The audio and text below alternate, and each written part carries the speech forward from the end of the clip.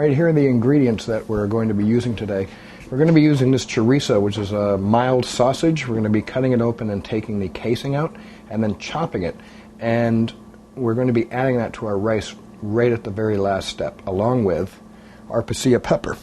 Our pasilla pepper is going to go in two of our things today. It's going to go in with our rice, and it's also going to go with our black bean sauce. Now, these aren't as bitter as a green bell pepper, and they're not as hot as a jalapeno. We have a piece of pork here. We're going to be trimming off this outside bone part and a little bit of this fat, and then we're going to put it in our marinade.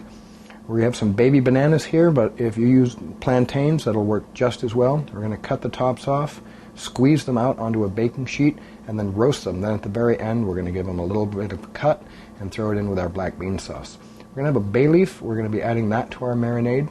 Also a red pepper, some cilantro, butter, the juice of half a lemon and half a lime. We're going to need some black beans, some rice, some vegetable stock, oil, garlic, salt and pepper. We're also going to need some red wine vinegar. That's going to go for our rice, as well as some Worcestershire sauce and some hot sauce.